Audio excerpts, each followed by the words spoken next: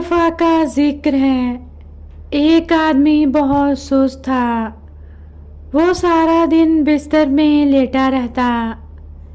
ایک دن کسی آدمی نے اس سے پوچھا کہ تمہاری آنکھ تو صبح سویرے کھل جاتی ہے، تم سارا دن بستر پر لیٹے کیا کرتے ہو؟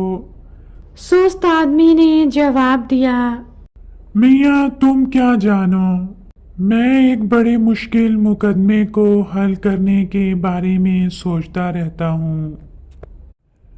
جب میری آنکھ کھلتی ہے تو دو شخص میرے پاس آتے ہیں، ایک کا نام چالاکی اور دوسرے کا نام سستی ہے۔ وہ شخص جس کا نام چالاکی ہے مجھ سے کہتا ہے کہ جلد اٹھ کر دنیا کے کاروبار میں مصروف ہو جاؤ۔ دوسرا شخص جس کا نام سستی ہے اس کا جواب دیتا ہے، ابھی اٹھنا کچھ ضروری نہیں، دنیا کے کام کے لیے بہت وقت پڑا ہے۔ بہت دیر تک یہ دونوں مخالف ایک دوسرے کو قائل کرتے رہتے ہیں اور میں دونوں میں پنچایت کیا کرتا ہوں۔ تم ہی انصاف کرو، کیا ایسے مشکل مقدمے کا جلد فیصلہ ہو سکتا ہے؟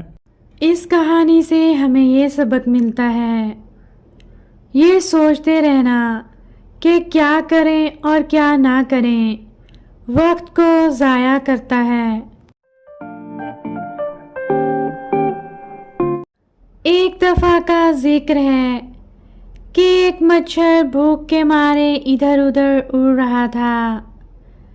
کچھ دیر بعد اسے شہد کی مکھیاں نظر آئیں تو وہ ان کے پاس بھیک مانگنے گیا اور بہت عاجزی کے ساتھ کہا، میرے کھانے اور رہنے کا بندوبست کر دو، میں تمہارے بچوں کو گانا سکھاؤں گا، میں بہت اچھا گاتا ہوں۔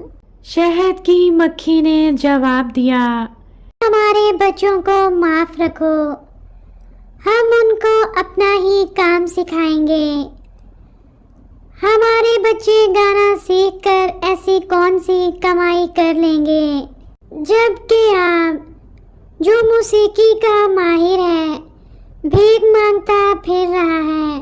اس کہانی سے ہمیں یہ سبق ملتا ہے کہ وہ ہنر جس سے روزی کمائی جائے 1000 طرح کے کمالوں سے بہتر ہے۔